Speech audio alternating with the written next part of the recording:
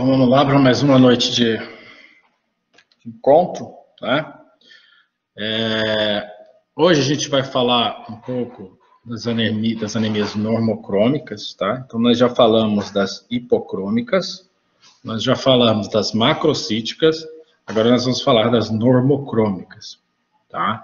Por que a gente chama essas anemias de normocrômicas? Porque não consigo classificá-las como macrocíticas, tá? Ou como normocíticas. Então, eu posso entrar aí na característica tanto das macrocíticas quanto das normocíticas. Por quê? Porque nós vimos nas anemias macrocíticas que a gente tem a megaloblástica e a não megaloblástica, né? E quando a gente tem a não megaloblástica, a gente tem essa macrocitose causada devido à resposta da medula com os reticulócitos, tá? Então, algumas dessas anemias normocrômicas, na verdade, a maioria dessas anemias normocrômicas possui uma resposta medular, então a gente ela vai ter esse aumento de VCM ou não. Tá? Então, a gente não olha pelo VCM, a gente olha pelo HCM e CHCM. Ok? Então, hoje a gente vai falar generalidades sobre as anemias normocrômicas. Tá? Vai começar a falar, na verdade. E depois a gente vai falar um pouco de uma delas, né, que é a deficiência de G6PD, que é glicose 6-fosfato desidrogenase, que é uma enzima intra-eritrocitária, em se falando de anemias, que participa aí da quebra da glicose para geração de energia. Ok? Então, vamos lá. Bom, já havíamos falado que o nosso organismo funciona em equilíbrio, né? E quando a gente quebra esse equilíbrio, nós sofremos com isso.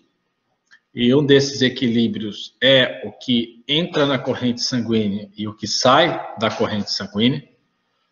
De células sanguíneas, tá? Então, a gente precisa ter um número bem parecido, né, de tudo aquilo que sai por dia na medula,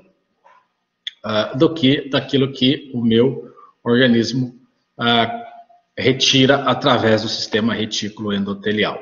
Tá? Então, esse equilíbrio, essa homeostasia, ela é causada aí tanto pelo sistema retículo endotelial, representado pelo baço, e outro, né, compartimento também do retículo endotelial, que é a medula óssea. Então, a medula óssea entrando com células e o baço retirando essas células. Isso em condições normais, tá?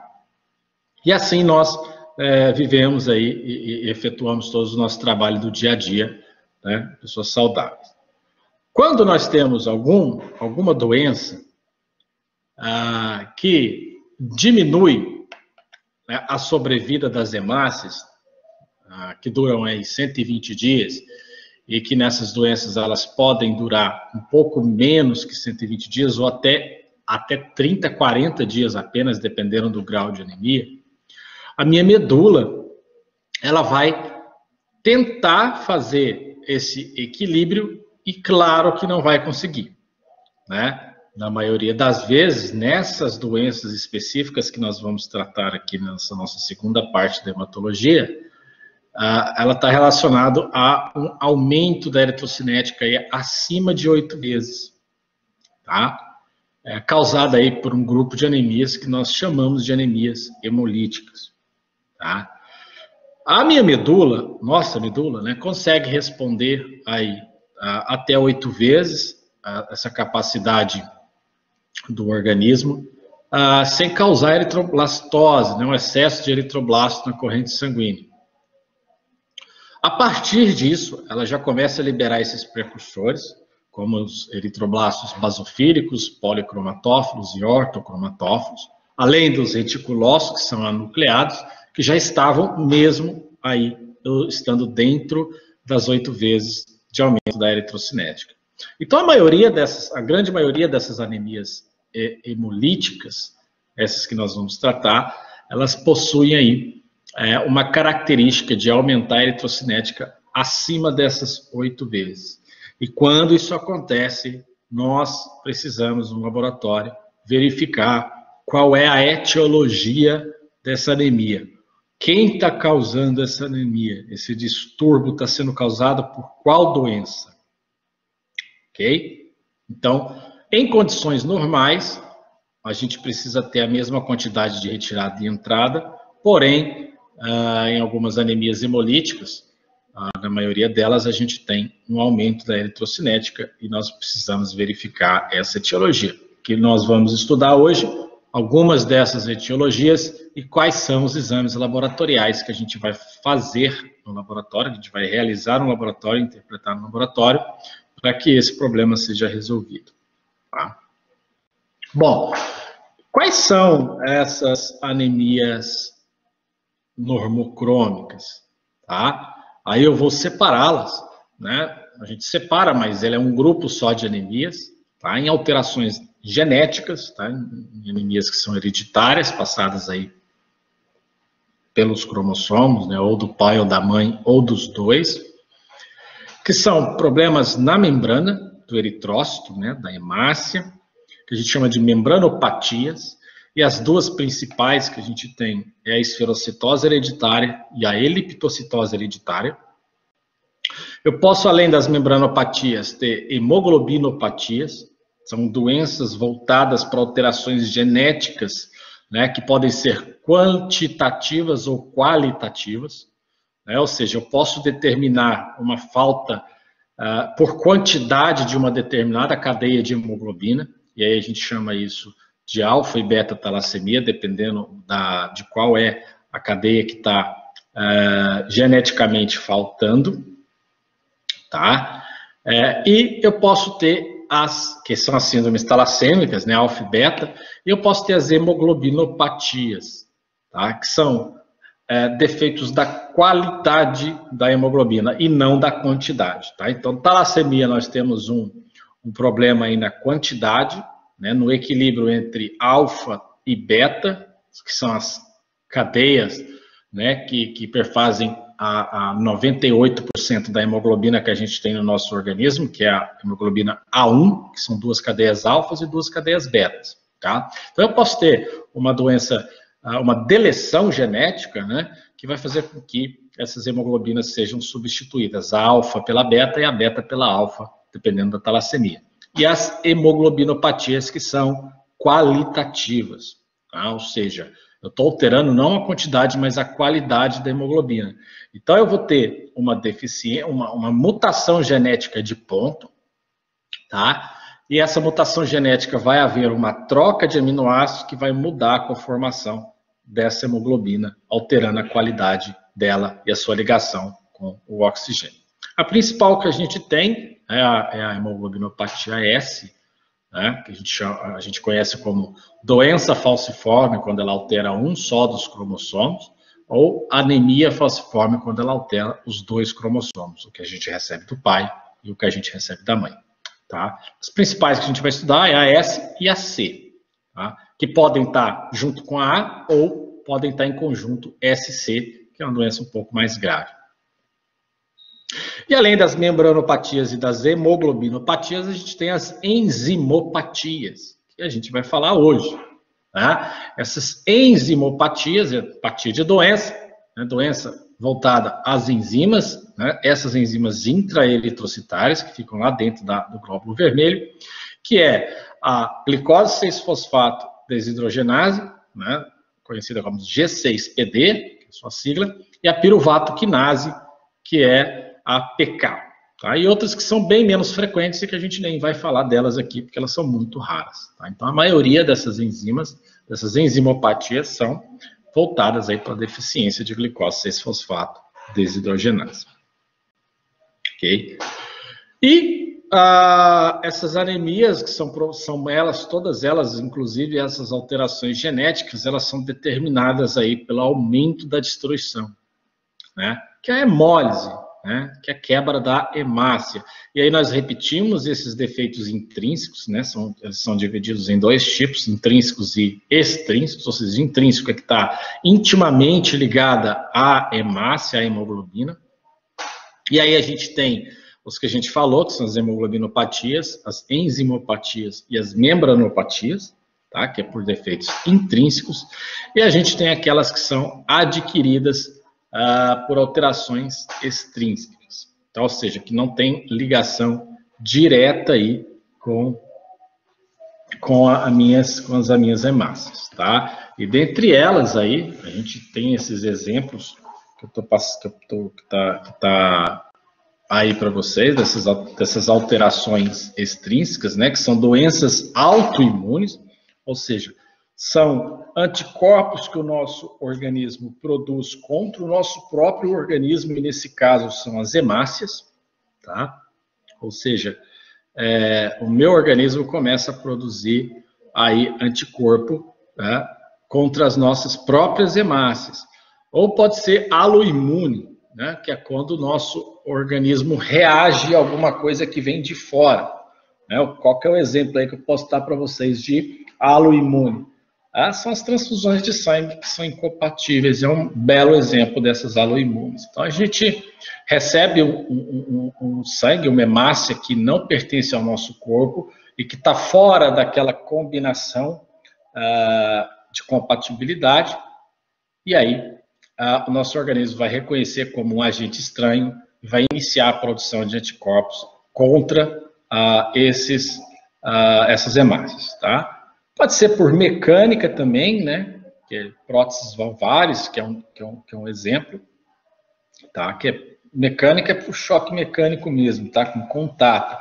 E esse que a gente chama de microangiopáticas, que é um grupo, né, de anemias onde a gente tem a destruição das hemácias fora do sistema retículo endotelial. Tá? Todas essas adquiridas aí, extrínsecas que a gente está falando, são doenças em que a destruição do meu glóbulo vermelho acontece fora do meu sistema retículo endotelial, que a gente chama de intravascular. Tá? E aí, a gente pode ter também por agentes químicos, algumas medicações que causam isso. Por exemplo, veneno de cobra causa também essas hemólises. E os biológicos, o maior exemplo que a gente tem de biológicos aí é a malária. Né? Nós já comentamos sobre a malária, em que esses parasitas da malária, que é o plasmódio, né? Tem 4 tipos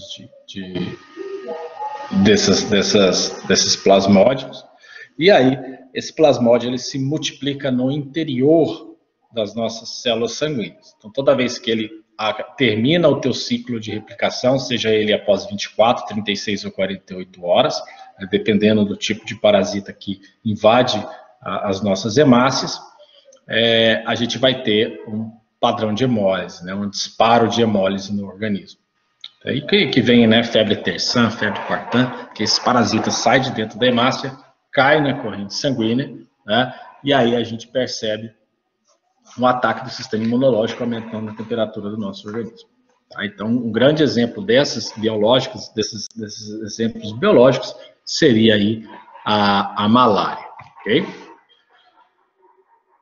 E aí, o que a gente tem? Né?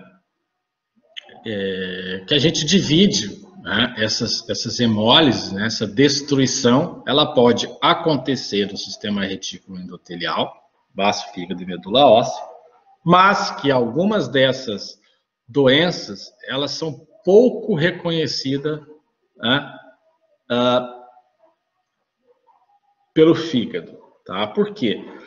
Apesar de no fígado a gente ter um maior fluxo sanguíneo em relação ao baço, né? Na verdade o fígado em relação a qualquer outro órgão, né, tem um fluxo muito grande, mas a sensibilidade do meu fígado em reconhecer esses defeitos é um pouco menor que a do baço. O baço é o contrário, eu tenho um fluxo sanguíneo menor em relação ao fígado, mas o baço ele é mais sensível a pequenas alterações das hemácias que a gente está falando aqui. Tá? Então o sangue ele entra aí no baço, ele é concentrado dentro do baço, e aí o baço consegue ter uma sensibilidade, uma especificidade muito boa para reconhecer pequenos defeitos dos eritrócitos, por exemplo, um defeito de membrana, um defeito né, da conformação dessas hemácias, desses eritrócitos, e aí ele vai promover a retirada dessa célula do nosso sangue. Tá? Então, o baço.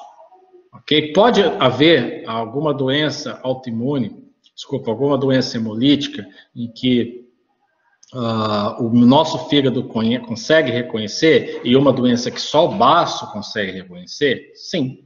Né? Uma delas é a esferocitose hereditária, em que as alterações que eu vou ter, o baço reconhece, mas o fígado não consegue reconhecer por ser características de diminuição de conformação diária das hemácias, né? E a anemia falciforme, em que eu tenho uma alteração tão grande, tão extensa, que aí o fígado também consegue participar da retirada dessas células da corrente sanguínea. Tá? Bom, independente de qual local do sistema retículo endotelial essas células sejam capturadas, tanto no baço, quanto na medula óssea, quanto no fígado, dentro desses compartimentos eu tenho os macrófagos, certo? Esses macrófagos são células que provêm de monócitos que estavam circulantes, e aí essa célula atravessa para o tecido, né, e se transforma no macrófago, que é um apresentador de antígeno profissional e também uma célula fagocítica, ou seja, o macrófago que está dentro do baço, o macrófago que está dentro da medula óssea, que está dentro do fígado, ele tem a especialidade de fagocitar e apresentar antígeno lá para os linfócitos, né? P para a produção de anticorpos e os linfócitos T para a estimulação e modulação do sistema nosso imunológico. Então, o que nós temos? Que, independente desses locais, as hemácias vão ser destruídas dentro dos macrófagos. Tá? Então, ó, a gente está falando do sistema, deixa eu colocar aqui para vocês, a gente está falando do sistema extravascular, ok? Ó, extravascular, ou seja, fora do vaso sanguíneo, tá? Então, isso é feito por quem? Pelos macrófagos, tá? Esses macrófagos é que têm a capacidade que nós vimos em aulas anteriores de destruir essa hemácia, separar o conteúdo dela, né, que é a nossa hemoglobina, em globina, que é a cadeia de aminoácidos, né, que é a nossa proteína, lá, alfa 2 beta 2, que fazem 98% da nossa hemoglobina, né, das nossas cadeias globínicas alfa e beta. Essa globina ela vai ser transformada em aminoácidos, e esses aminoácidos eles vão ser reutilizados de duas formas para o nosso organismo, né? A primeira forma de reutilização é formando novas proteínas, e a segunda é sendo desaminadas e transformadas em energia. Né? Por isso a gente tem lá as transaminases. Então, a gente não tem, né? Já falamos que a gente não tem reserva de proteína no nosso organismo, assim como a gente tem reserva de lipídios e tem reserva de glicose na forma de glicogênio, mas de aminoácidos a gente não tem reserva, tá? Então, ou a gente precisa dele na forma de aminoácidos para repor as cadeias proteicas do nosso organismo, ou ele vai ser desaminado, ou seja, vamos tirar o nitrogênio dele e transformar a cadeia carbônica em energia para o nosso organismo.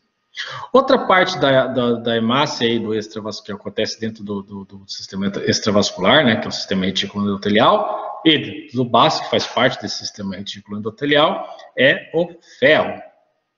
Esse ferro, é claro que ele vai ser reaproveitado. Tá? Esse macrófago ele pode ir para a medula, né, e liberar o ferro lá. Lembra das anemias de doença crônica, que a gente tem aí a não liberação do ferro pelos macrófagos, né? Só que nesse caso aqui, além disso, ela vai sair, o ferro vai sair do macrófago e vai se ligar à transferrina, que é aquela molécula que a gente até dosa no laboratório, em casos de anemias por deficiência de ferro, né? E aí, esse ferro ligado à transferrina pode ir tanto para virar ferritina, que é a reserva, ou também ser transportada para ser utilizado tanto na forma de hemoglobina, quanto na forma de mioglobina, né, pelas células musculares. Né? E o grande problema aqui para o nosso organismo, que é o anel protoporfirínico, né? E esse anel protoporfirínico é aqueles 4 anéis pirrólicos que já não tem mais átomo de ferro, que já não tem mais cadeia globínica, tem o quê? Ela tem nitrogênios. Né? Esses 4 anéis pirrólicos têm nitrogênio. E aí é transformado aí por algumas enzimas que nós já vimos. Quem não lembra do metabolismo da bilirrubina, por favor, acesse aquele outro vídeo que eu postei para vocês. E aí vai estar falando, né, que essas enzimas transformam esse anel protoporfirínico em biliverdina e depois em bilirrubina indireta ou não conjugada. Tá? A gente vai precisar muito da interpretação dessas bilirrubinas indiretas não conjugadas, ou não conjugadas, que é a mesma coisa. Tá? Não conjugada significa que ela ainda não foi para o fígado se ligar ao ácido gliclurônico, né, e ser eliminada aí no intestino. Então, essa bilirrubina não conjugada, nós também observamos que elas se ligam a proteínas plasmáticas, né, a albumina, e aí ela vai pro fígado, né? Lá no fígado, a bilirrubina não conjugada entra e a albumina sai aqui. Não entra a albumina nos hepatócitos, tá? Lá dentro do hepatócito, a bilirrubina não conjugada vai ser ligada aí a 2 ácidos glicurônicos, né, pelaquela enzima o DPGT, que é a uridilfosfoglicurôniotransferase, e virar a bilirrubina conjugada, tá? Aqui está escrito glicuronídeos de bilirrubina, porque em algumas referências bibliográficas, vocês vão ver que quando a bilirrubina não conjugada se liga a uma molécula de ácidos, né, do ácido glicurônico, ela é chamada de monoglicuronato de bilirrubina. E quando ela se liga à segunda molécula, ela é chamada de diglicoronato de bilirrubina. Tá? Então é chamada aí de forma geral como glicuronídeos de bilirrubina. Tá? Ou, o mais simples que vocês aprenderam, bilirrubina direta. Ok? Essa bilirrubina direta vai lá para a vesícula, né? E aí, futuramente, ela vai ser usada aí no metabolismo dos lipídios. Quando ela chega lá no intestino, para participar disso, as bactérias locais ali retiram essas moléculas de ácidos que foram conjugadas à bilirrubina e transforma isso em urobilinogênio, né, e estercobilina. E alguns outros compostos, mas para a gente aqui o mais importante é o urobilinogênio. Esse urobilinogênio, como ele é uma molécula muito pequena, o que vai acontecer? Ele vai conseguir atravessar aí os enterócitos, que são as células do intestino, e vão cair de novo na corrente sanguínea. Essas podem voltar para o fígado e ser eliminado novamente, ou ela passa por filtração glomerular, e aí a gente tem de suma importância, uma interpretação aqui do urobilinogênio na urina, que é a urobilinogenúria, né? É o urobilinogênio na urina. Ok? Então, algumas coisas que a gente vai precisar para fazer o diagnóstico das anemias hemolíticas, em que a hemólise ocorre no sistema retículo endotelial, é principalmente as bilirrubinas, tá? Tanto a não conjugada quanto a bilirrubina conjugada, que aqui está como diglicoronídeos de bilirrubina. Perfeito, gente? E aí, ó, eu tenho também as hemólises que acontecem no espaço intravascular, que é dentro de qualquer um dos nossos vasos, tá?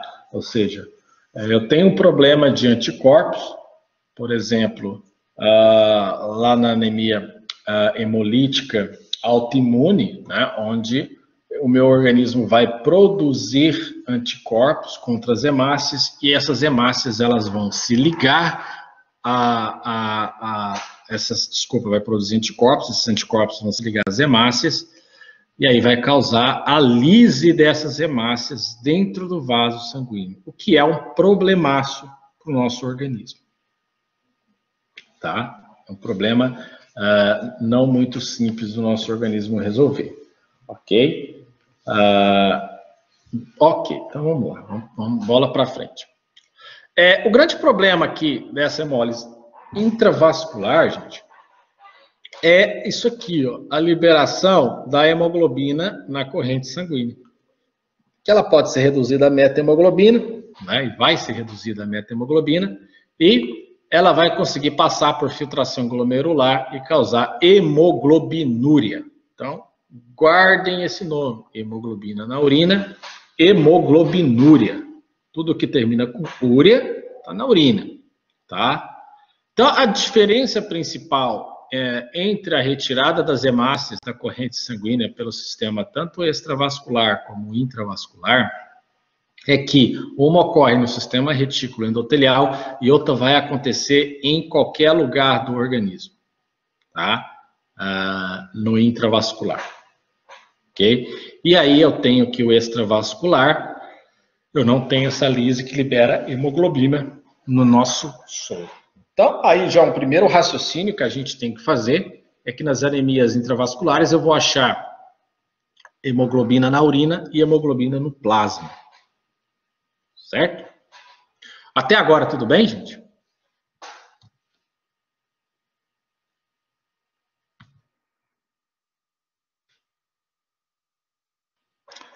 Bom, e aí vocês lembram aí desse slide, né, lá do começo do nosso curso, que é o que a gente acabou de falar agora, tá? Coloquei aqui só para vocês relembrarem lá do nosso início, quando a gente fala sobre a vida média de 120 dias da hemácia, e que após esses 120 dias, as hemácias elas são capturadas pelo baço, porque ela diminui ela diminui a superfície celular, aumenta o CHCM, o baço reconhece isso, né, e retira uma em cada 120 células por dia.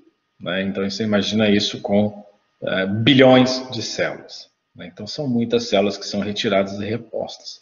Isso em condições normais, em condições patológicas, é tudo aquilo que a gente falou até agora. Tem um resumo aí no canto inferior direito, que mostra essa destruição dentro do próprio sistema retículo endotelial, o que é o normal em pacientes saudáveis, tá? A gente não tem destruição de hemácias intravascular em pessoas saudáveis, tá? Toda a destruição da nossa hemácia em questão fisiológica, em questão que tem que acontecer no nosso organismo todos os dias, todas as horas, todos os segundos, ocorrem dentro do baço, né? E alguma parte dela no fígado, que faz parte do sistema retículo endotelial.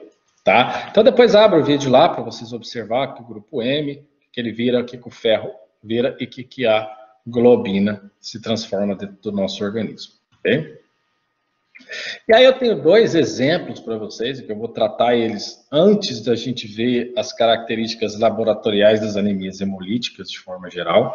Tá? Por que de forma geral? Porque elas vão ser bem parecidas nos exames laboratoriais e eu vou ter um ou outro exame que eu vou fazer a diferenciação entre uma e outra anemia hemolítica. Então, nós temos aí, ó, duas anemias, tá? Uma que é a anemia esferocítica, que é uma membranopatia, lembra lá, membranopatia, ou seja, uma doença da membrana, né, que é a esferocitose hereditária, que é uma deficiência em uma das proteínas de membrana. Isso faz com que a hemácia fique num formato redondo, pequeno e com uma concentração de hemoglobina igual teria se fosse uma célula normal. Então, isso aí aumenta o CHCM da pessoa, causando hipercromia. Tá? Ó, a gente tem até aqui, ó. Olhou no hemograma do paciente, gente, viu o CHCM acima do valor de referência, já fica de olho, tá? E aqui do outro lado, né, a gente tem uma com CHCM normal, que é a anemia falciforme, tá? Como que eu sei que é isso, gente? Porque aqui eu tenho na leitura de lâmina, eu tenho esferócito, 3 cruzes de esferócito, tá? E aqui eu tenho drepanócito, que é a hemácia aí em foice, tá? Então aqui representa duas anemias hemolíticas. Vocês vão entender daqui a pouco por que elas representam duas anemias hemolíticas, né? Pela resposta da medula, a presença de reticulócito e eritroblastos.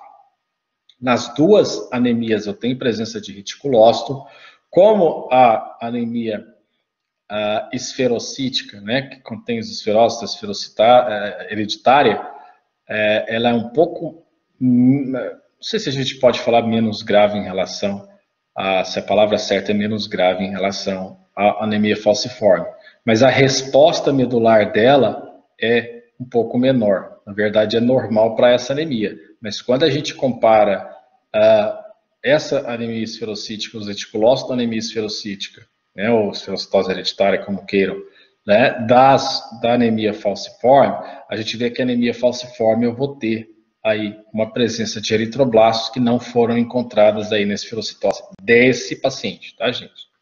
Não é uma regra, falando desse paciente, na interpretação desse hemograma, tá? E aí a gente sabe por quê, né? Olha só, porque a resposta da medula é diretamente proporcional à concentração de hemoglobina. Olha a hemoglobina desse paciente, 10,8, e olha a hemoglobina desse aqui, 7,2. Tá? Por quê?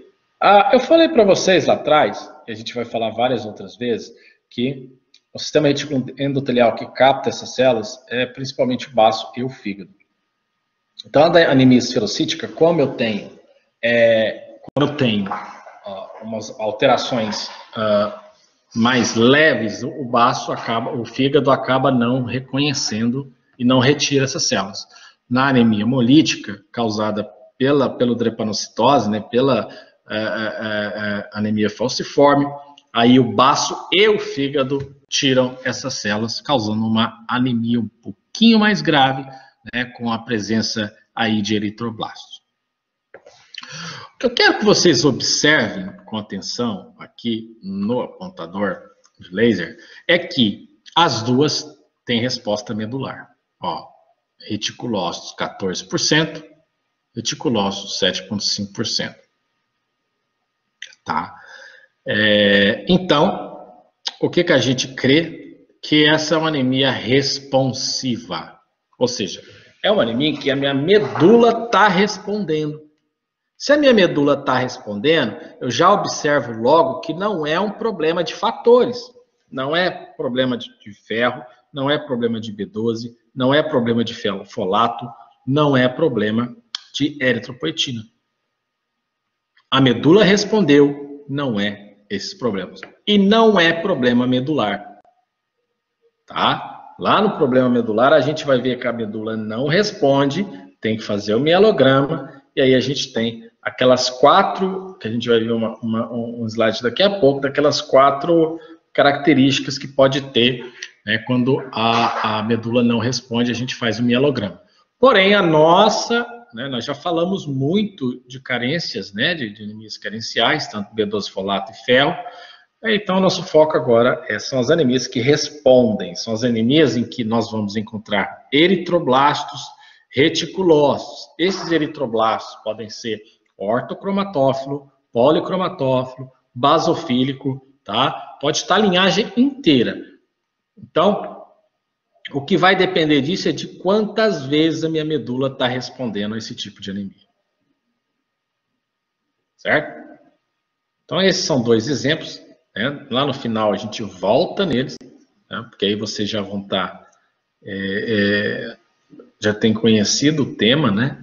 Então, aí daqui a pouco a gente volta nessas 2 anemias aí, que são anemias hemolíticas causadas por, lado esquerdo de vocês, defeitos na membrana, que é a membranopatia, e do lado direito de vocês, defeito da hemoglobina, que é uma hemoglobinopatia.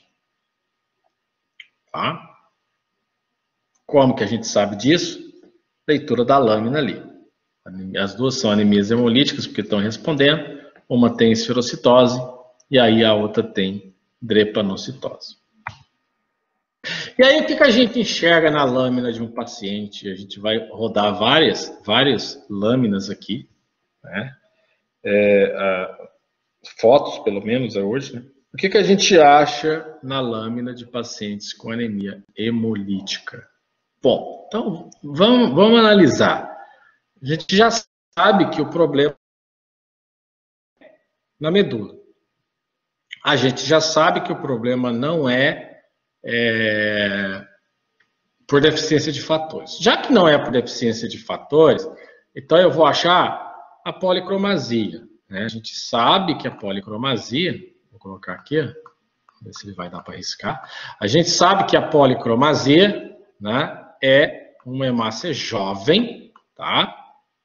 E essa hemácia jovem, ela retém aí um padrão de coloração romanópsico diferente de uma hemácia normal, que é bem vermelhinha, alaranjada, né? O que eu vou ter também? Características. Eu vou ter, ó, esquizócitos, tudo esquizócitos, tá? Todas essas características de esquizócitos, ou seja, não tem formato nenhum, de coisa nenhuma, né? Não consigo falar assim, essa célula tem um formato X, essa célula tem um formato Y. Eu não tenho, né? Não tem como eu ter essas características aqui no hemograma. Tá? O que mais que a gente tem? Ó? Tem um pontinho aqui, tá vendo esse pontinho dentro da hemácia? Chama-se de corpúsculos de Raul-Joly, tá? Que são restos de cromossomos. Aqui é corado aí por coloração normal de Romanovsky. Ele cora de um azul bem forte. Tá? Então, tudo isso, né, e outras coisas que a gente vai ver nas próximas lâminas, a gente vai encontrar numa lâmina de paciente com anemia hemolítica. Ok? No caso de uma anemia falciforme, olha só essas células aqui, ó, tá? Que a gente chama de hemácifoice ou falciforme. A gente vai ter uma aula só para falar de anemia falciforme, porque ela tem muita coisa para a gente conversar, tá? Mas como eu estou demonstrando o geral das anemias hemolíticas, o que a gente vai ver numa lâmina de pacientes com anemia falciforme vai ser o drepanócito, tá? Que é a hemácia em foice, que são essas aqui que a gente está vendo, né? Todas elas aí com uma seta, né? Tem outras que estão com formato menos falcêmico, né? Mas elas vão ter esse formato também quando liberar o oxigênio, né? E essa célula a gente vai ver lá nas nossas nossos encontros falando de anemia hemolítica por hemoglobinopatias, né? Essas hemoglobinopatias qualitativas, que é a hemoglobinopatia S, que é a doença falciforme, e a anemia falciforme, a gente vai ter essa característica. Tá? Ó, outro padrão, tá? A gente observa a anisocitose, que é a diferença de tamanhos, você já sabe. Tá? Algumas deficiências de membrana e enzimática, eu vou ter hemácias nesse padrão de tampinha aqui, tá? Hemácias crenadas, pode chamar de crenada, tá? Não precisa de uma acantosta, outra não sei o que, não. Chama tudo de crenada mesmo, tá? Então eu vou ter a crenação dessas hemácias. Então vocês estão observando que não são só algumas células, tá? São várias células. E aí a gente viu que quando a gente faz uma lâmina, e aí essa lâmina não tá, essa hemácia, ela não tá, esse sangue não tá na temperatura ambiente, o que vai acontecer? Isso aqui. Porém, a gente vai ter isso aqui mais no final do campo.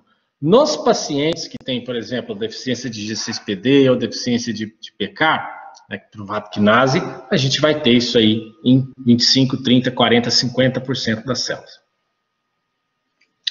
Certo? Ok, vamos lá. E aí, deixa eu ver o que temos aqui, ó. Essa aqui é um esferócito, mais um esferócito, mais um esferócito. Então, para vocês não confundirem, tá? Esferócito de hemácias que estão viradas aí na lâmina, que a gente não consegue observar, o halo central dela, o esferócito, né? Que é a célula em formato de esfera, ele tem mais hemoglobina. Não é que ele tem mais hemoglobina, tá? Vamos entender o seguinte: a célula diminui de tamanho, mas com a mesma quantidade de hemoglobina no seu interior. Então ela vai ficar mais concentrada. Quando ela fica mais concentrada, ela faz o quê? Ela retém mais corante, né? Então o que a gente tem? Uma hemácia mais escura, mas uma hemácia mais escura pela coloração de Romanovsky. Então a gente tem aqui, a gente tem aqui, a gente tem aqui, tá? Tudo isso Tudo isso aí causado aí por uma doença que é chamada de esferocitose hereditária. Porém, na esferocitose hereditária eu vou ter uma concentração maior dessas células, tá? Qual que é outra coisa que a gente consegue observar aí nessa foto de lâmina? São essas hemácias em alvo, tá? Essas hemácias em alvo, gente, ela é bem sugestiva de hemoglobinopatias por defeitos quantitativos, tá? Que são as talassemias. Depois a gente vai aprender que existem até algumas provas, né, que eu estava vendo no sistema, de algumas outras instituições de ensino, e que eles tiram o número de hemácias do caso clínico. Por que eles tiram o número de hemácias do caso clínico? Porque se você calcula o VCM desse paciente, dá abaixo de 70, dá 68, dá 67. Então, é anemia microcítica, tá? Porém, ela é normocrômica, né? E quando você observa um VCM abaixo de 70, com presença de hemácias em alvo, é muito sugestivo de talassemia, mas muito sugestivo de talassemia. E aí a gente precisa ficar de olho nas outras condições, né? Tanto da lâmina quanto da bioquímica do paciente, para fazer a diferenciação se ele realmente tem uma anemia hemolítica. E aí, nesse caso, ele vai ter uma talassemia. Isso é uma lâmina de uma pessoa com talassemia. Tá? Eu tenho um corpúsculo de Heinz aqui, depois a gente vai falar dessa interpretação. Tá? Nós vimos a Al-Joly, agora vimos o corpúsculo de Heinz aqui. Olha aí, que beleza, né? O que a gente tem aí? Macrócitos, né? São células maiores, geralmente não são células mais jovens, tá? Que é indicativo de resposta do paciente. Nós temos esquizócitos, ó. Esses esquizócitos são criados pela reação entre a medula, né, o baço e a célula do paciente que deveria ser captada, né? Olha isso aqui, formato de seta. Temos tacriócito, formato de lágrima. Então, a gente tem várias coisas que a gente precisa classificar. Ó, um degmócito, né, ou uma hemácia mordida, vendo que ela parece um Pac-Man aí, é porque o baço foi lá e tentou retirar essa célula e conseguiu retirar só o local onde tinha, por exemplo, uma inclusão, né, ou um Al-Joly, ou um que a gente falou agora, que é o corpúsculo de Heinz. Tá? Então, ele retira isso, mas deixa a célula com esse defeito de membrana aqui. Que a hemácia, a gente chama de hemácia mordida. Tá? Hemácia mordida. O que é isso aí agora? Vamos lá. O que vocês estão vendo nessa lâmina aí?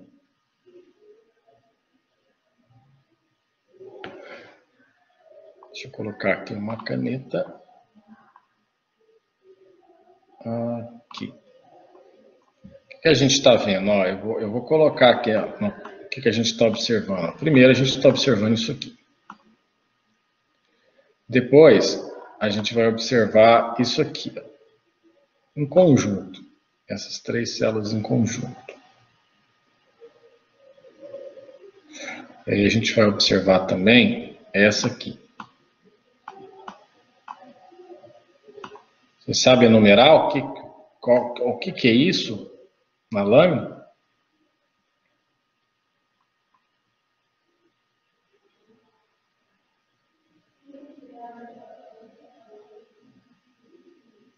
Essa primeira setinha aqui, ó, a gente tem lá aquela que eu falei em que a concentração de hemoglobina era maior, né, do que uma célula normal. A quantidade é a mesma, mas a concentração é maior porque a célula está diminuída. Então é um esferócito. Tá? Aqui eu tenho policromasia, né, ou seja, várias colorações dentro de uma mesma célula. Tá? E aqui eu tenho o quê? Anisocitose. Olha só, então eu tenho diferentes tamanhos dentro de um mesmo campo de lâmina. Se eu colocar aqui, ó, mais um, né? Aqui tem mais policromasia, é o que está me indicando aqui que a minha medula está respondendo, Ou seja, minha medula está respondendo ao estímulo, né, que foi dado aí pela falta de oxigenação das células. Tá? Então, vamos lá. Mais uma aí. Essa tem um negócio, agora eu vou começar a falar só do que está novo, né? A gente já viu. Então, vou passar rápido aqui, ó. Esferócito, né? Anisocitose de forma geral nessa lâmina. Aqui eu tenho, né, possivelmente um paciente com eliptocitose hereditária. Note que essa conformação não está tudo na mesma direção. Geralmente, quando está tudo na mesma direção, pode ser durante a realização da lâmina. Nesse caso, tem várias direções e numa quantidade considerável de células, tá? Então, a gente chama isso aqui de eliptócitos, tá? Ó, tudo eliptócito aqui, tá? Vou rabiscar aqui, ó, tudo eliptócito, ok? Tudo eliptócito. Vamos lá. E aqui, olha o majestoso eritroblasto ortocromatófilo, tá? Que também indica a resposta medular. Ó, então, eu tenho células aqui, o tamanho dessa célula, né? Possivelmente vai ser uma célula mais jovem, certo?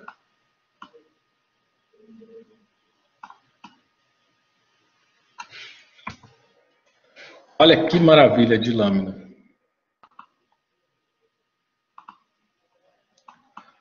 Ó, isso aqui vocês já sabem o que é.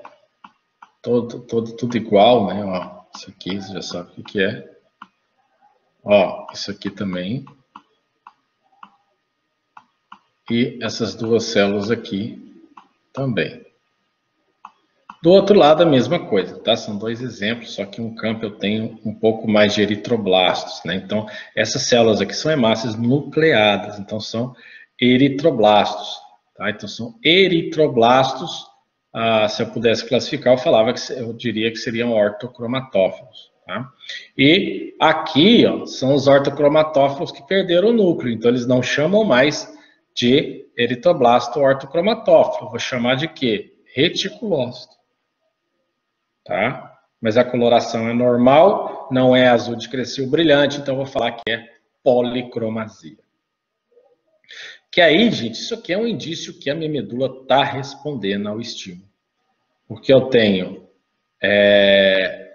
células jovens, tanto nucleadas quanto anucleadas. Então, a minha medula está prontamente respondendo aos estímulos que ela está sofrendo. E olha só que interessante isso aqui. Uma hemácia com uma inclusão eritrocitária. Duas coisas numa só. Né? Ó, corpúsculo de Heinz aqui. Né? Dentro de um eritroblasto com policromasia. Né? Células jovens que são maiores do que o normal. Esse lado também outro eritroblasto com macrócitos. E também presença de esquizócito, que tudo indica, tudo leva a crer ser uma anemia hemolítica. Tá?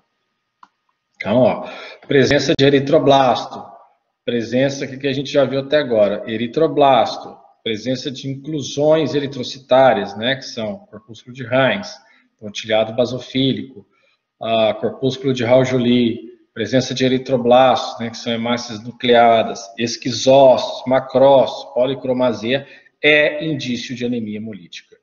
Tá? É indício de anemia hemolítica. Olha essa lâmina. Aqui, eu falei agora, pontilhado basofílico. Ó. Esses vários pontilhadinhos aqui, que a gente vai estudar essas células lá nas talassemias. Em geral, né, nas anemias hemolíticas em geral, a gente vai estudar.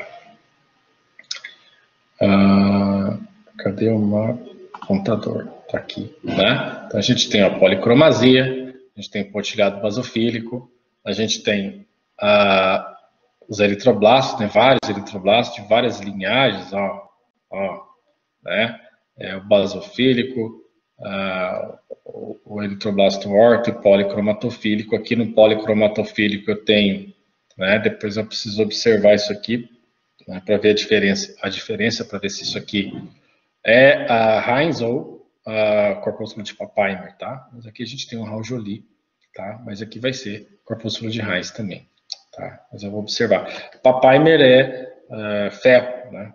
Um excesso de ferro lá dentro. E a gente tem realmente um excesso de ferro dentro né, no nosso organismo, né, na medula, principalmente, porque as anemias hemolíticas, a gente tem hemolyse intravascular, a gente tem essa rotatividade de ferro muito grande, e alguns pacientes que chegam a ser hospitalizados, eles fazem transfusão sanguínea.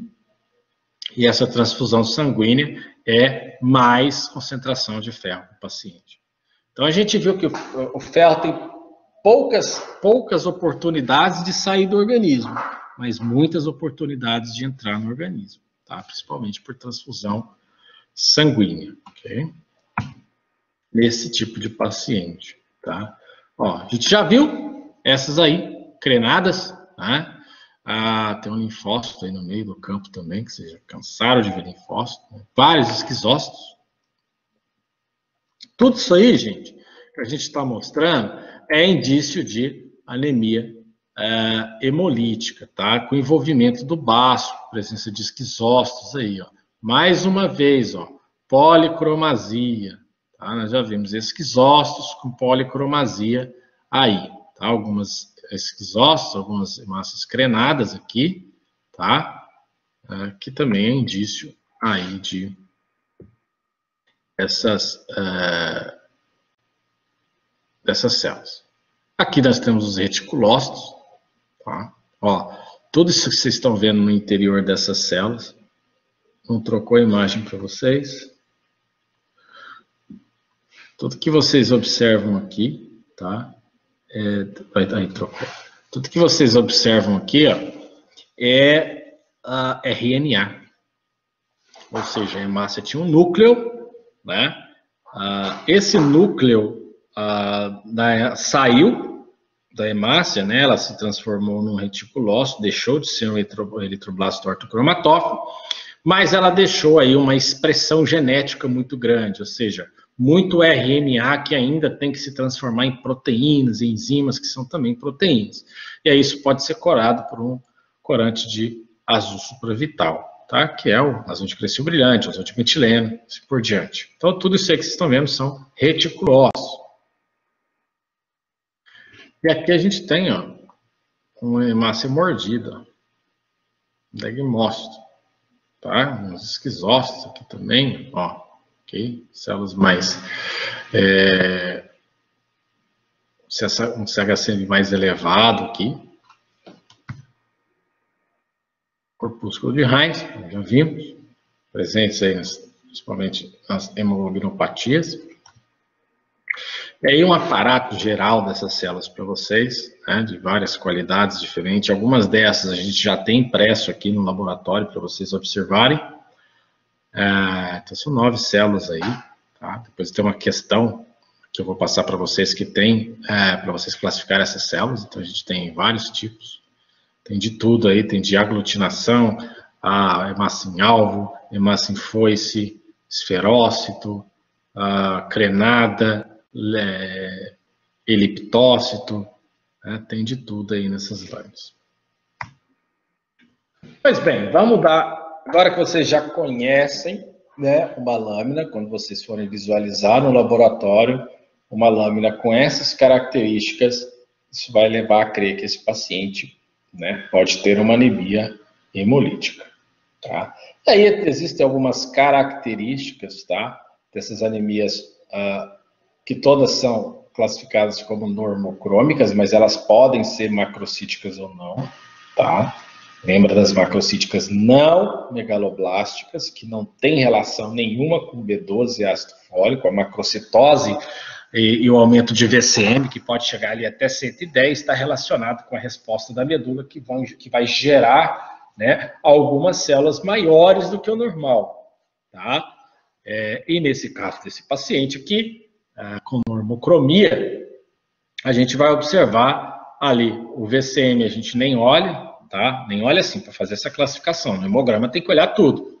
E o CHCM normal ou aumentado, por exemplo, ele vai estar normal nos casos das hemoglobinopatias, mas ele vai estar aumentado nos casos da anemia esferocítica, tá? Então, toda vez que a gente olha uma anemia normocrômica, ou seja, hemoglobina baixa com um CHCM normal, tá? Ou elevado, a gente faz o quê? Conta os reticulócitos. Faz uma coloração supravital e faz coloração de reticulócitos aí. Confirmou essa quantidade de reticulócitos acima do normal, e aí esse resultado ele tem que ser repetido, observado a cada 15 dias, para ver se a resposta do paciente melhorou ou se a resposta do paciente piorou. Se o grau de anemia dele piorar, ele vai ter aumento no número de reticulócitos. Se ele responder a medicação, né, a consertar aquilo que causou essa anemia hemolítica, esse índice de reticulocitose tende a chegar, esse número de reticulócitos, vamos contar, né, tende a chegar à normalidade, tá? E aí, como a gente tem diferenças entre hematócritos de paciente, o hematócrito aí, ele está relacionado, né, ao tamanho dessas células, então eu posso ter células grandes, células menores, e isso pode acarretar uma diminuição das minhas hemácias, né? A diminuição da hemácia pode causar uma diminuição do hematócrito ou não, dependendo se essa célula está macrocítica ou normocítica, tá? E aí a gente tem que fazer o quê? Uma correção que é chamada de índice de reticulocitose. A gente não libera o reticulócito, porque às vezes o paciente tem poucas hemácias e aquilo vai me dar um resultado de reticulócito. Com poucos reticulócitos eu posso ter uma concentração muito grande de células jovens, mas se o paciente tiver anemia e eu tiver mais células, né, um eritrócito dentro da normalidade, por exemplo, um pouco baixo da normalidade, esse mesmo número de reticulócitos pode ser considerado baixo ou normal. Então, para evitar que esse tipo de coisa aconteça, a gente faz uma correção, que é chamada de índice de reticulocitose, tá? Então, aqui ele está apresentando essa fórmula aqui, né? Hematócrito dividido por 45 vezes concentração de reticulócito, que nada mais é que, ó, a gente usa porcentagem, né, para falar de porcentagem de índice de reticulocitose. Ele é o quê, gente? Ele é o número de reticulócito, eu vou colocar aqui, ó, número de reticulócito que vocês contaram, mais vezes, né, a hemoglobina do paciente. Ó, hemoglobina, né, do paciente, que é dividido no final por 45, que é considerada a média dos hematócritos normais. Tá? Então, essa é a correção que deve ser feita. Tá? Então, a gente libera o número de reticulócitos, mas a gente nunca leva em consideração o número de reticulócitos para saber se a medula está responsiva ou não. Porque isso vai depender do hematócrito do paciente. Então, a gente sempre faz pelo índice de reticulocitose. Tá? Então, a gente sempre faz essa avaliação pelo índice de reticulocitose.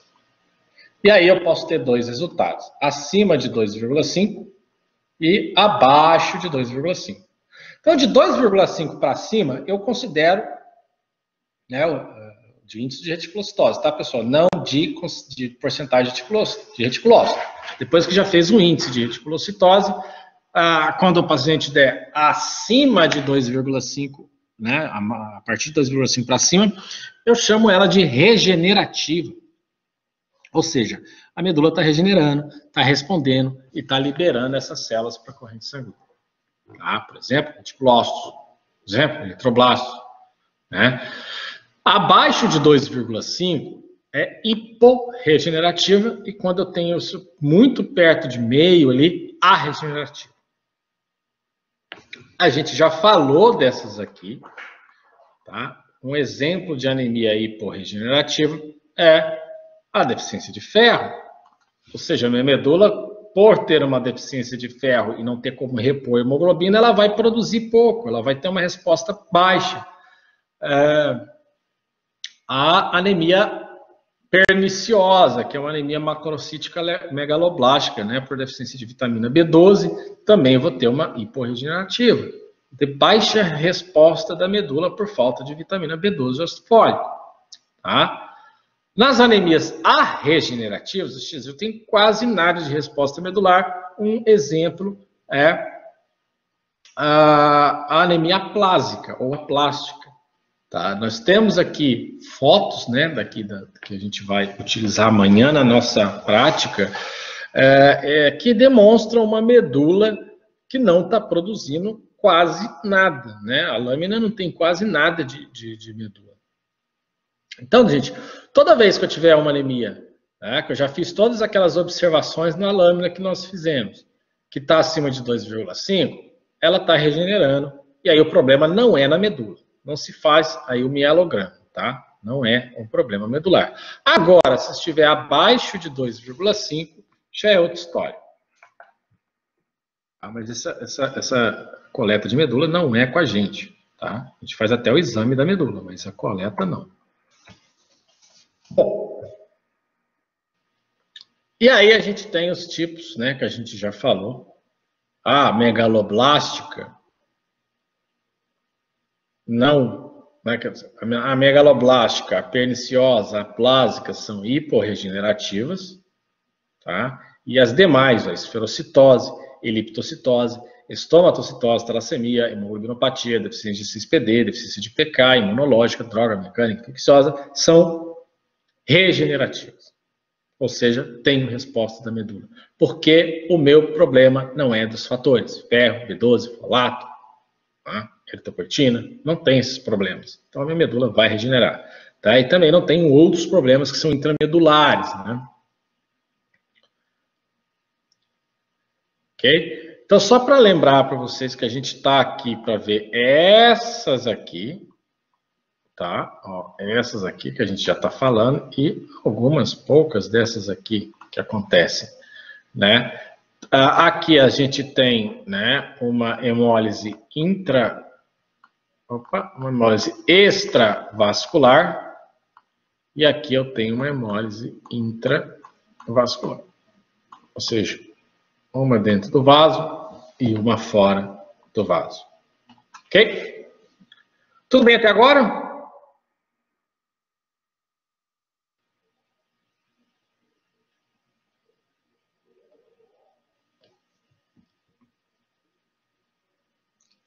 Bueno, então, gente, quando eu tenho regeneração da medula, é bastante coisa. Quando a gente tem regeneração da medula, depois eu vou jogar esse vídeo para vocês observarem lá no YouTube, tá? Toda hora que tiver dúvida ali, bate o olho, vai ver o vídeo, e a gente tem alguns capítulos muito bons lá na semana, tá? Então, quando a gente tem todas aquelas características que eu falei para vocês lá da medula óssea, desculpem, da lâmina, né? Mais o hemograma em mãos, tá? Com aqueles resultados de CHCM, né? Com avaliação de hematimetria total ali, né? Mas olhando o CHCM, RTW podendo estar aumentada no caso das macrocíticas, não megaloblástico, está falando de não megaloblástico, tá, gente? Atenção, atenção, não confundam, tá? E aí a gente vai ter o RTW alterado também, tá? E algumas coisas que a gente precisa observar para separar isso aqui, ó. Pós-hemolíticas das pós-hemorrágicas. Hemorrágica, você está perdendo sangue para fora do organismo. A hemolítica, não. Está ocorrendo dentro do organismo, sendo ela intra ou extravascular. Pós-hemorrágica, você está perdendo. Como inicialmente ali nas perdas agudas de sangue, tá? É diferente da crônica, porque a crônica é aquele que você vai perdendo pouco e sempre. Então você diminui as suas reservas de fatores ali, e aí essa anemia pode se tornar uma anemia microcítica. Na verdade, hipocrômica, pode ser normocítica, mas não tem problema. Quando eu tenho perda aguda de sangue, ou seja, perdi na hora lá, teve uma amputação, pá, levou o sangue embora, eu estou perdendo. Por enquanto eu não tenho problema de fator.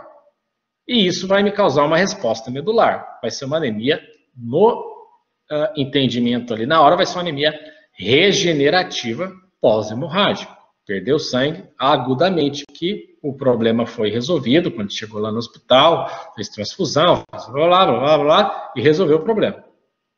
Então não confundam também hemorragia com hemólise. E nem hemorragia aguda com hemorragia crônica. Perda de sangue aguda com perda de sangue crônica.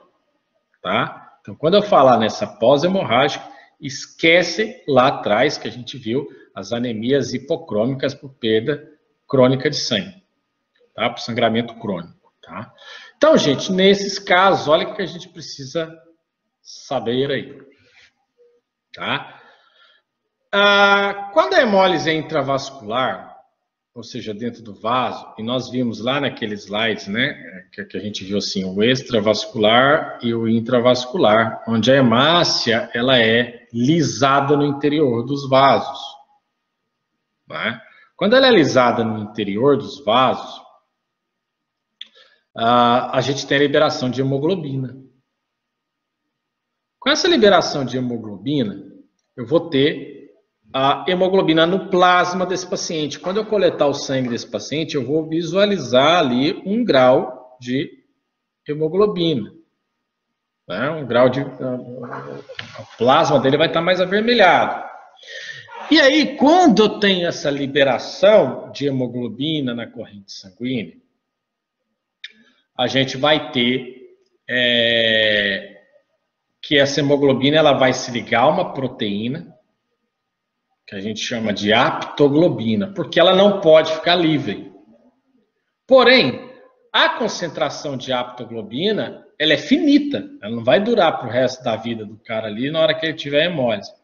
Então, essa hemoglobina vai se ligando à aptoglobina e essa aptoglobina torna-se quase que indetectável na corrente sanguínea. Então, nos casos de anemias hemolíticas, a aptoglobina vai diminuir. Por quê? Porque ela vai estar toda se ligada à hemoglobina. Agora, a aptoglobina diminuiu, eu não tenho mais como transportar, como segurar essa hemoglobina. E aí o que vai acontecer? Ela vai começar a corar o plasma de vermelho e vai lá para o rim, né? Vai sofrer filtração glomerular, uma parte dessa hemoglobina vai ser reabsorvida e outra ela vai sair na urina, determinando a hemoglobinúria. Úria é de urina. Então, hemoglobina na urina. Tá? Então, além de eu ter hemoglobinemia, que é hemia lá na corrente sanguínea, né? Hemoglobina no plasma, que o meu plasma vai ficar mais do lado do rosado, eu vou ter também hemoglobinúria. E aí vocês viram lá no exame de urina, né? Que eu posso ter hemácias na urina. Posso ter hemoglobina e posso ter hemácias na urina. Nesse caso de anemia hemolítica, eu vou ter hemoglobina, mas eu não vou ter hemácia íntegra, porque ela foi lesada na corrente sanguínea. Quando eu tenho sangue na urina, geralmente é por um sangramento ali no trato intestinal. Opa, no trato urinário. Tá? No caso da hemoglobina, não. É diferente. Então, eu vou ter aí, ó, hemoglobinúria sem hematúria. Ou seja, hemoglobina na urina sem notar a presença de hemácias. Então, eu vou ter uma urina vermelha e límpida. Olha que coisa. Vermelha e límpida. Né? Vocês lembram que a hemácia absorve luz e causa a turbidez dessa amostra. Nesse caso, eu não vou ter turbidez, porque eu não tenho hemácia. Então, eu vou ter um sangue vermelho, né? Uma urina vermelha, desculpa, e sem presença de hemácia, então ela vai estar límpida. Então, a aptoglobina diminuída, já vimos isso aí, né? A aptoglobina diminuída. Vou ter bilirrubina indireta aumentada, e aí eu vou colocar um asterisco para a gente depois discutir essa possibilidade da direta também estar aumentada, mas por enquanto observem que a indireta, né, a bilirrubina indireta está aumentada. Ok? Por que a indireta que está aumentada? Porque eu tenho hemólise. A bilirrubina é feita a partir da hemoglobina. Se eu libero muita hemoglobina, eu vou ter muita bilirrubina indireta que precisa ir para o fígado para conjugar. Só que eu tenho tanta bilirrubina indireta que o fígado ele não consegue conjugar tudo na hora. Ele vai demorar para fazer aquela conjugação, vai entrar na fila ali para conjugar. E aí eu tenho que a indireta vai aumentar na corrente sanguínea. Tá? No caso da direta, aí do asterisco que eu coloquei, é que aí, além da bilirrubina indireta, né, entrando ali no fígado para ser conjugada, eu vou ter um excesso de conjugação.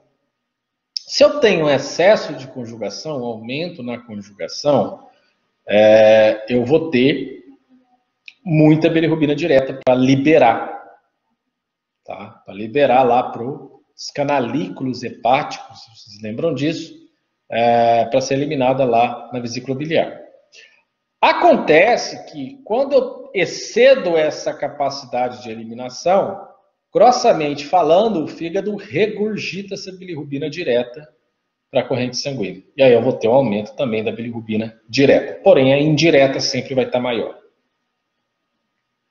Então, ó, quando vocês assistirem esse vídeo aqui, volta ele para ver esse conceito, tá? Indireta vai estar elevada sozinha na grande maioria das vezes.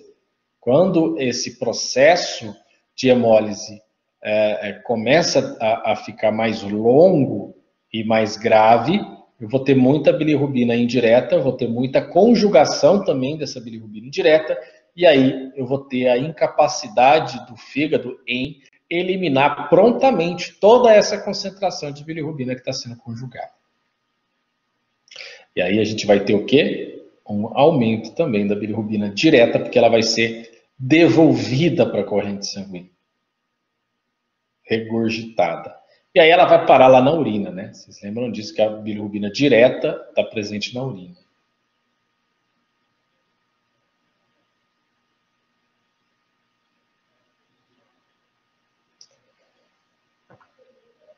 Ok? Esses aqui eu vou falar para vocês daqui a pouco, tá? Que a gente vai falar sobre G6PD, né? Então eu vou falar pouco para vocês. As hemoglobinas anormais, a gente observa pela eletroforese de hemoglobina. Tem que fazer eletroforese de hemoglobina para descartar as hemoglobinopatias e as talassemias. Tudo isso a gente vai observar a partir das hemoglobinopatias, na verdade, das eletroforeses de hemoglobina. Tá? Então, tudo isso a gente vai fazer essa observação, fazendo essa eletroforese. Tá? Ferro sérico vai estar normal ou elevado, ferritina vai estar normal ou elevado, porque não é uma anemia por deficiência de ferro, não é anemia de doença crônica, não é anemia de grávida, não são essas anemias. Tá? Então, a gente vai ter aí tudo isso. Todo o metabolismo do ferro vai estar praticamente normal ou elevado, não vai estar baixo, não. Tá? A gente vai ter ferro, o que a gente pode ter é mais ferro do que o normal. Então, a gente pode ter o quê? Um aumento desse ferro sérico e ferritina. Então, não sei se vocês recordam que quando a gente estava estudando as anemias por deficiência de ferro, aí a gente colocou assim, né, as anemias hipocrômicas, aí tinha do lado esquerdo, estava falando assim, anemias hipocrômicas com ferro sérico baixo. Aí do outro lado tinha anemias hipocrômicas com ferro sérico normal ou elevado. Esse normal, né, o elevado, estava classificado dentro delas as hemoglobinopatias e as talassemias. Mais ali o tratamento com ferro. Né? Mas para a gente aqui interessa, só aí a hemoglobinopatia talassemia, não tratamento com ferro. E o esfregaço nós já vimos aqui para trás o que vai ter nesse esfregaço. Né? Depois a gente vai ver outras lâminas mais relacionadas. Também anemia hemolítica, mas está relacionada à deficiência de G6PD. Tá? E PK. Né? Tem duas enzimas intraeritrocitárias. E a prova de Cumbres aqui é quando a gente observa se esse paciente tem a presença de hemácias que podem ser atacadas por anticorpos, tá? Ou a presença de autoanticorpos que podem atacar as minhas hemácias. As duas coisas, que é chamada de cumbis direto, quando eu pesquiso a hemácia, e cumbis indireto, quando eu pesquiso a presença de anticorpos. Gente, tem tudo isso lá no material, tá? Eu quero que vocês leiam. Sem ler vai ficar quase que impossível. Vocês estão vendo a quantidade de coisa que é, né?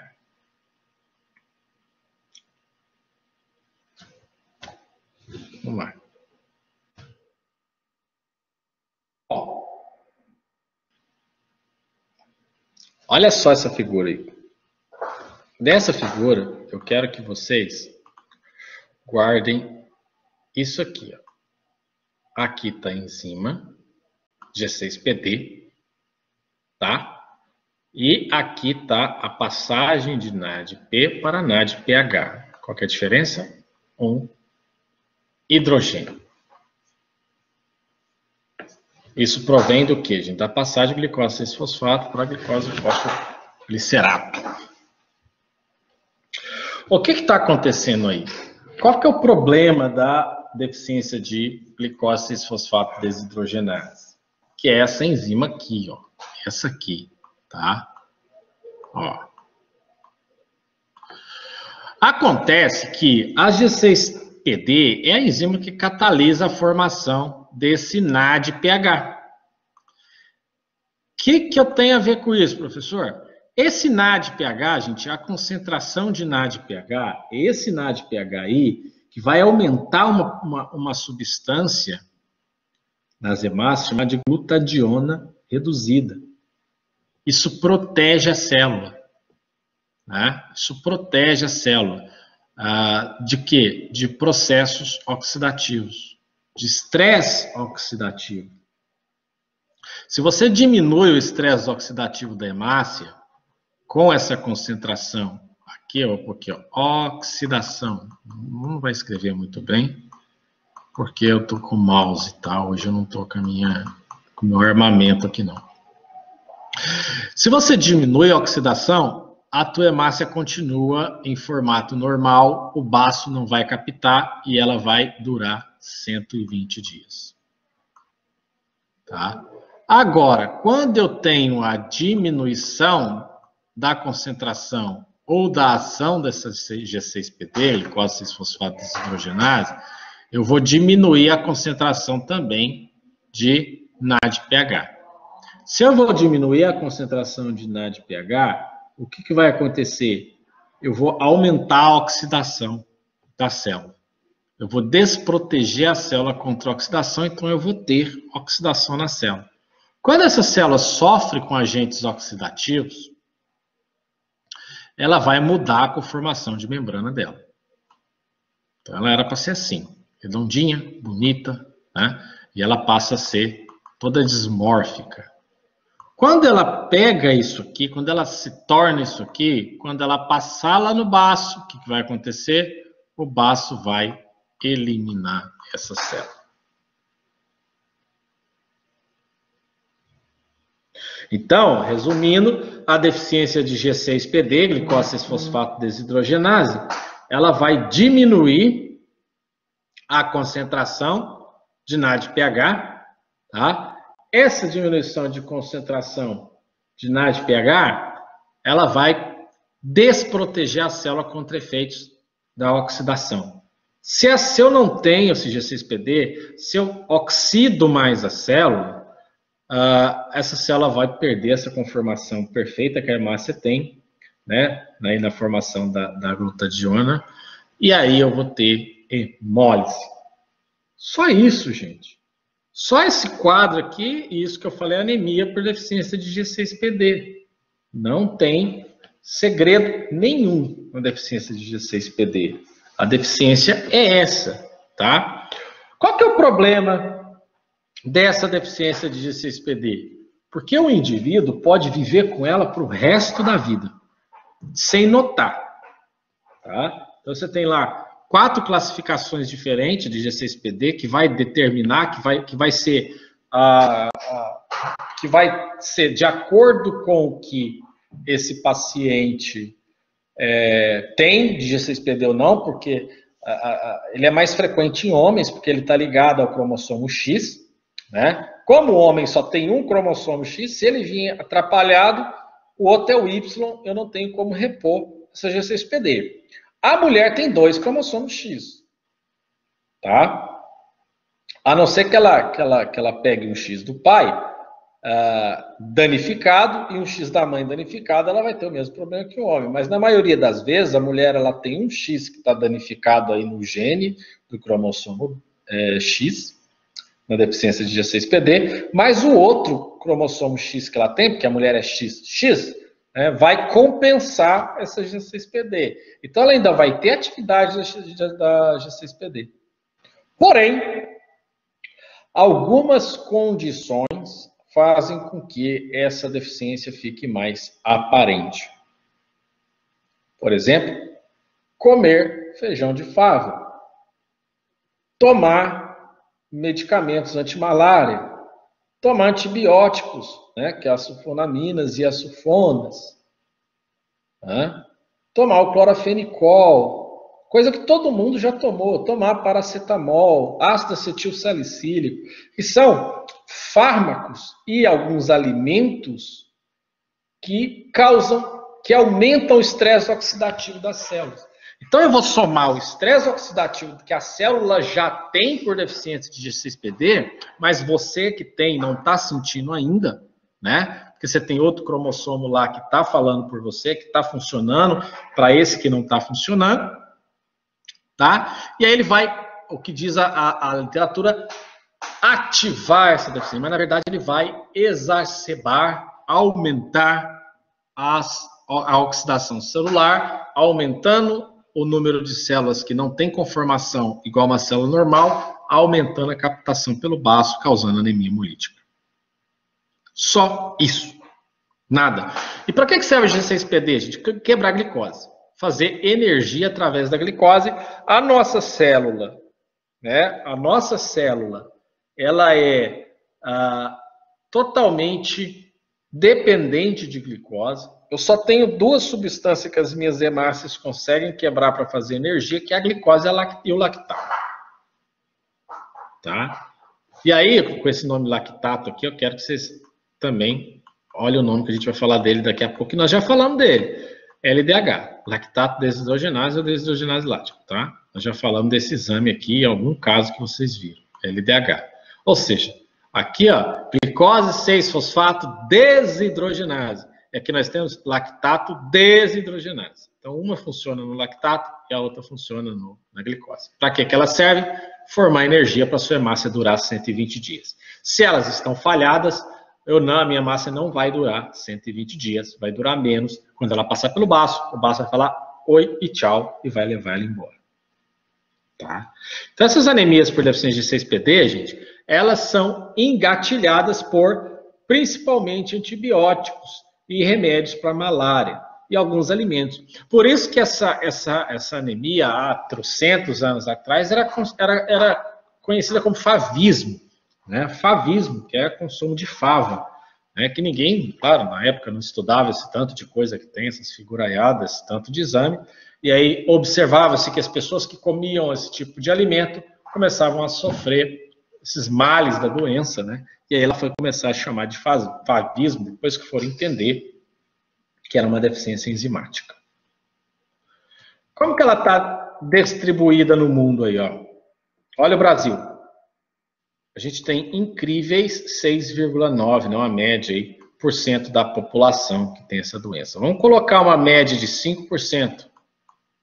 Então a gente tem em torno de 17 milhões de pessoas no Brasil que têm deficiência de G6PD. Vou repetir, 17 milhões de pessoas que têm deficiência de G6PD.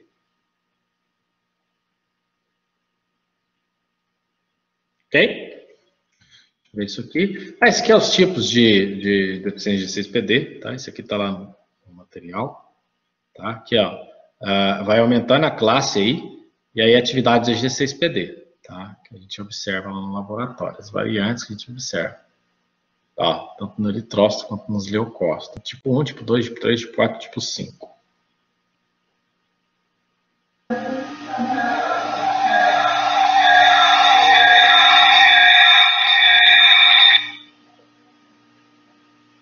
Pronto.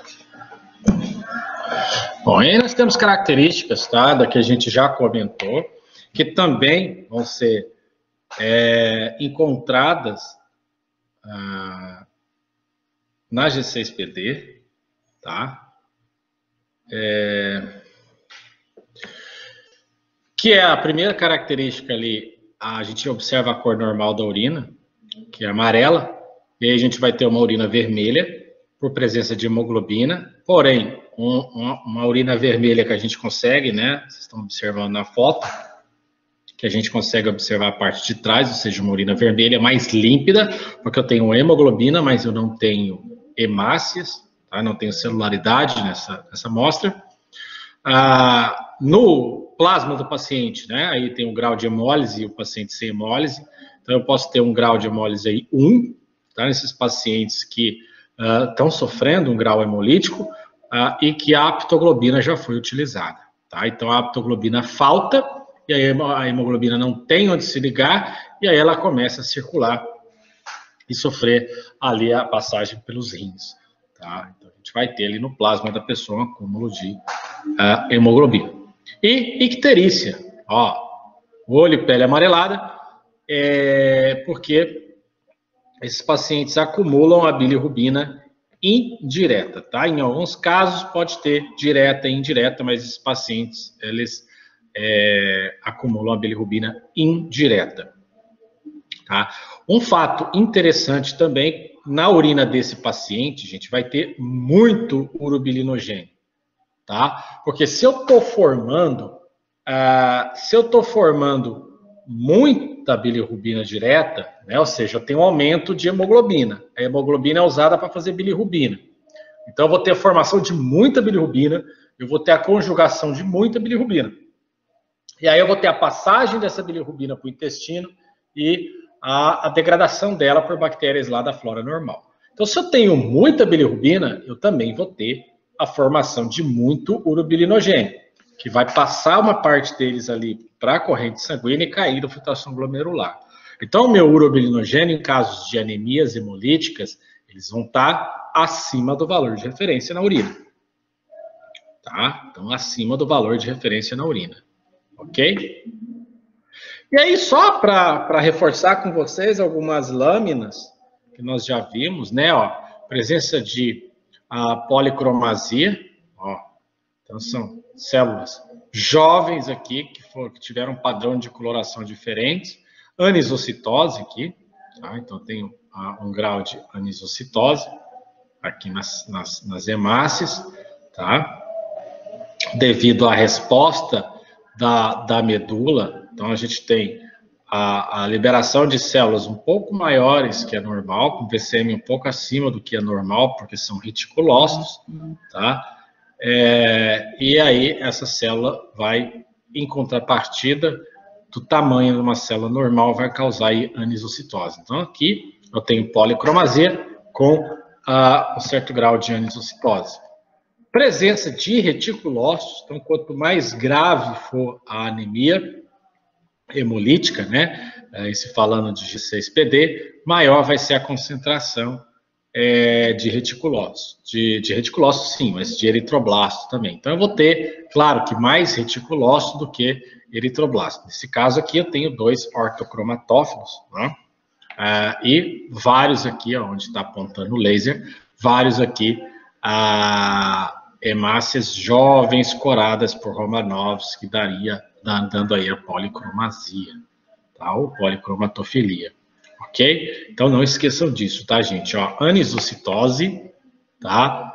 Policromasia e presença de eritroblastos que devem ser contados. E os reticulócitos devem ser contados por azul de Cressil brilhante com azul de metileno. Mais uma lâmina com um pouco mais de gravidade das anemias hemolíticas, ó. Então, eu tenho aqui, tá? Mais a parte vermelha, né? Que eu vou ter aqui as hemácias crenadas, tá? Mais os eritroblastos, aqui uma coloração está bem ruim, mas dá para vocês observarem bem, né, a presença dos eritroblastos e das células. Aqui tem um esquizócito e as hemácias crenadas aqui com os eritroblastos, tá? E aí aqui é só para explicar para vocês, tá? O teste de Combs. A gente vai fazer esse teste no laboratório, a gente tem o soro anti-Combs aqui, tanto para fazer o Combs direto, né? Onde a gente vai pesquisar nesse paciente a presença de anticorpos irregulares do direto da célula dele. Então, o kit, o que vem o kit de soro de Combs? Vem o anticorpo, né, que é o anti-IgG. Então, se esse paciente tiver algum anticorpo ligado à superfície da hemácia dele, produzido por ele mesmo, né, o teste vai detectar fazendo uma aglutinação, que é uma ligação simultânea de vários eritrócitos.